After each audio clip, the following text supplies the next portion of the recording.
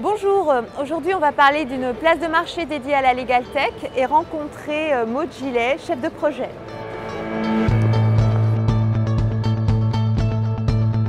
Le réseau Legal Tech Lawyer, c'est un réseau qui existe depuis 2016 et qui fédère les acteurs de la Legal Tech francophone. La première initiative de ce réseau, c'était de fonder une académie qui forme le juriste de demain, qui l'initie à toutes les solutions technologiques. Et pour l'aspect business, le store vient répondre à un manque de visibilité et de lisibilité de l'offre aujourd'hui en matière de Legal Tech en référençant et distribuant les solutions qui ont été identifiées comme les meilleures des solutions Legal Tech. Aujourd'hui, les clients, ce sont à la fois les professionnels du droit et les entrepreneurs. Tous souffrent d'un manque de connaissances et d'initiation à la Legal Tech et aux solutions qui leur sont proposées.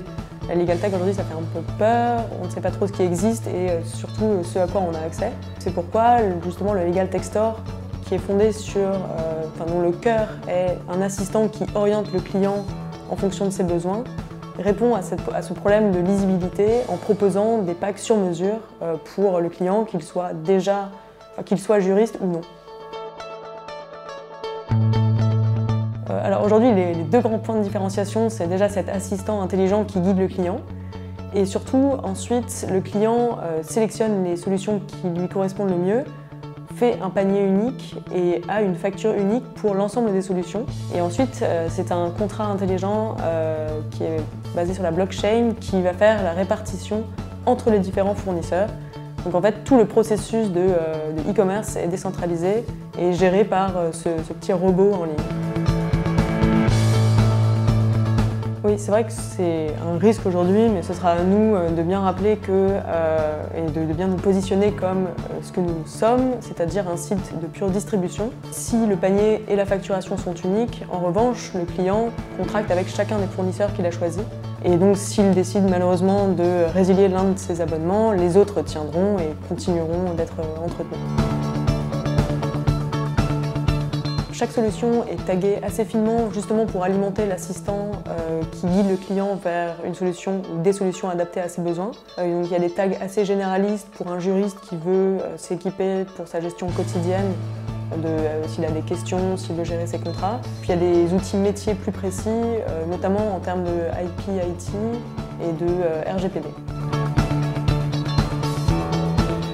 Notre stratégie de contenu, on l'a initiée dès le lancement du Legal Tech Store.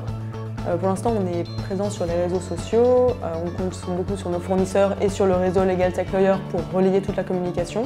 Et puis on rédige des articles 2 fois par semaine, un article sur un coup de projecteur sur un fournisseur qu'on a décidé de mettre en valeur chaque semaine, et puis un article plus de fond pour expliquer justement une des grandes catégories des solutions qui sont distribuées sur le store. Le premier traitait du contract management, bientôt il y en aura un sur l'automatisation des formalités et puis comme ça on va décliner chacun des thèmes qui est présent sur le Legal Tech Store. Notre objectif à Sunay, c'est de devenir le premier référencé sur le mot Legal Tech, toujours dans cette idée de visibilité et d'accès facile d'un client qui souhaite accéder à des solutions Legal Tech. Et puis à terme, oui, il y aura de l'achat de mots-clés. Pour la première année, notre ambition, c'est d'arriver à 4000 paniers entrepreneurs, qui sont donc des entrepreneurs qui n'ont pas les moyens d'avoir des solutions juridiques en interne et qui s'équipent en Legal Tech. Et puis 700 paniers de professionnels du monde du droit.